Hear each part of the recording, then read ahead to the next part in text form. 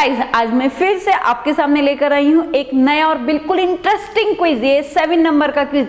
यहाँ पे बहुत अलग अलग सेंटेंसेस आपके सामने आने वाले। ग्रामर के जो भी डाउट्स है ना, मुझे लगता है ये 7 नंबर का क्विज आपके हर डाउट को शॉर्ट आउट करने ही वाला है। बहुत इंपॉर्टेंट है और अभी तक 6 क्विजेस के आंसर्स आप मेरे साथ में दे चुके हैं, तो 7 नंबर का भी आप मेरे साथ में देंगे।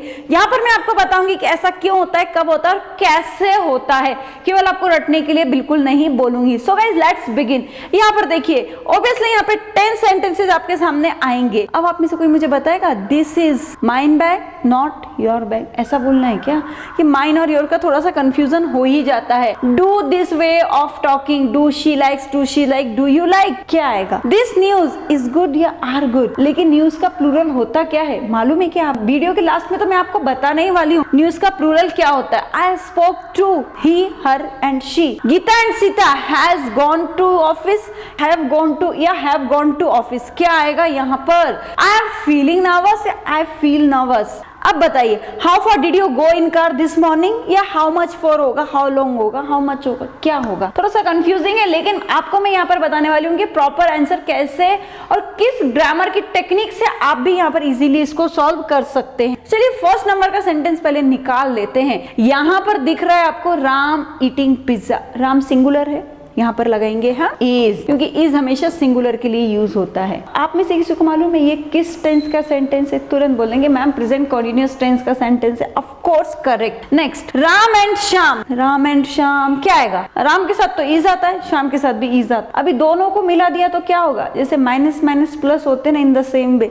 दो सब्जेक्ट से ना, इनको यदि हमें जोड़ना हो तो हमें हमेशा प्लूरल फॉर्म का यूज करना होगा। यहाँ पर देखिए, Ram and Shyam are eating pizza या पिज्जा, कुछ भी आप बोल सकते हैं। आगे जाते हैं गाइस, नेक्स्ट सेंटेंस को थोड़ा सा ध्यान से देखिए। राइस एंड करी my favourite food. Rice and करी कुछ ऐसा ही लगता है ना, राम एंड श्याम जैसा है ना, तो आप क्या कर देंगे यहाँ पर आर का यूज कर देंगे। अगर पहले के वीडियोस देखे नहीं होंगे ना, मतलब क्विज वाले बोल रही हूँ, बाकी की नहीं बोल रही हूँ, तो अब यहाँ पे आर लगा देंगे, लेकिन यहाँ पर आएगा इज। रीजन ये है कि ये दोनों एक ही भाव को शो करते हैं। राइस के साथ में करी खाई जाती है, करी के साथ में राइस खाया जाता है, दोनों अलग अलग नहीं हैं। जब एक ही एंटिटीज को शो करते हैं, एक ही भावना को शो करते हैं, तो आपको वहां पे उसको सिंगुलर तरह ट्रीट करना होता है। तो इसको राम और श्याम की तरह आप मत देखिए। नेक्स्ट है, this is bag not I और यू। अब आप मुझे बताइए यहाँ पर क्या होगा? बहुत इंपॉर्टेंट सेंटेंस है। देखिए, आई को इसकी तरह लेना है और यू को हमें इसकी तरह लेना है। अब आप क्या लगाएंगे? This is mine bag, this is mine bag, नहीं, this is my bag not yours, ये सेकंड वाला होगा बी नंबर का। कैसे करना है? दिस इज, आई को आपने कर दिया this is my bag, positive case में आ गया। नॉट योर, अब ये पॉजिटिव केस में तो ऑब्वियसली ये भी उसी में होगा ना, तो इसलिए हमने यहाँ पर योर्स का यूज किया। माइन बैग नहीं लिखेंगे, माइन के अंदर ऑटोमेटिकली कॉमन नाउन रहता ही है, इसलिए आपको अलग से लिखने की जरूरत नहीं है। और गाइस, ये टॉपिक थोड़ा सा हार्ड है, इसके लिए मैं आपको अलग से भी समझा सकती हूँ, और अगर बहुत अच्छे से समझना है तो हमारे ग्रामर के कोर्स में जाकर आप देख सकते हैं। आगे बढ़ते हैं। आगे बढ़ने से पहले मैं एक और चीज बताऊंगी गाइस, कि हमारी ऑनलाइन क्लासेस भी हैं, आप उसमें भी आप एनरोल हो सकते हैं। और नंबर तो आपको स्क्रीन बोर्ड पर दिखाई दे रहे होंगे, फर्स्ट से देखिए, आपको हर जगह नंबर दिखाई देंगे। 5th नंबर का सेंटेंस है, do this way of talking, do she like this way of talking, do she like या डू यू लाइक, क्या करना होगा? ऑब्वियसली हम ऐसे बोलते हैं, do you like this way of talking, तो यहाँ पर आप यू का यूज करेंगे। ओके, नेक्स्ट देखिए, अगर डज होता तो ऑब्वियसली आप शी का यूज करते, क्योंकि ये सिंपल प्रेजेंट टेंस है। और ये हमारा कौन सा सेंटेंस है? इसे हम बोलते हैं इंटरोगेटिव सेंटेंसेस या वर्बल क्वेश्चंस। नेक्स्ट देखिए, दिस न्यूज इज, आर नहीं होगा, एसएस लगाए हुआ है, लेकिन फिर भी आर का यूज नहीं करेंगे क्योंकि न्यूज सिंगुलर है।